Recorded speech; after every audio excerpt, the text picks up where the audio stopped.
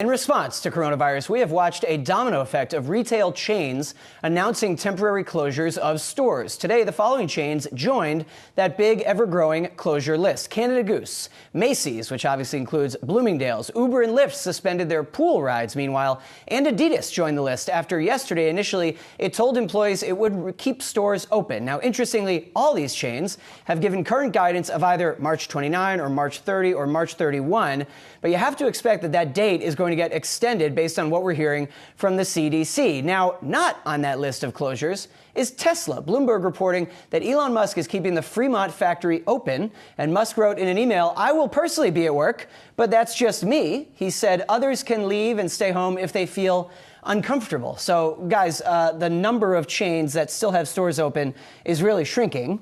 Yesterday, we did have an executive from CVS Health on. Now, CVS, the kind of store that obviously that's going to stay open. Grocery stores are staying open. But retail stores that don't need to be open at a time like this are kind of rapidly announcing closing their stores. And because they're getting criticized if they don't close them.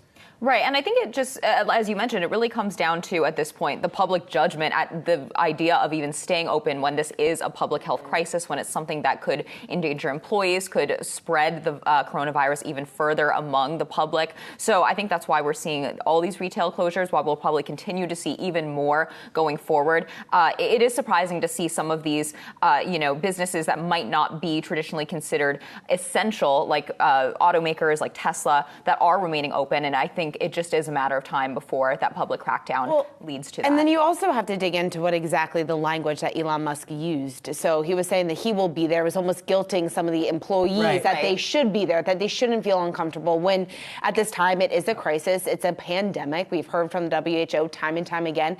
There have been very extreme measures, rightfully so, put in place by the state government, by the federal government now, just in order to try to curb the spread. So when you get that type of, I guess, words coming from a leader, then that's kind of confusing. And I think that maybe sets the wrong example, at least for a lot of these employees. I think what's been so interesting is how the narrative has so quickly shifted, because at first things were closing. Now it looks like the ones that closed last week were early and kind of first out the gate. And there were still some vocal people saying, really, is this an overreaction? Now you're seeing people slam on social media the companies that sound like what Elon Musk is saying, that have basically told employees, if you want to work from home, you can. It's okay. But that's very different from telling people, we are now officially telling you, work from home, please, which is what more and more companies are saying. And I think that's actually what employees need to hear. They just need a clear message. There was so much mixed communication the past couple of weeks. It needs to either come from the heads of the companies themselves, from the state, local government, or the federal government. It just needs to be a clear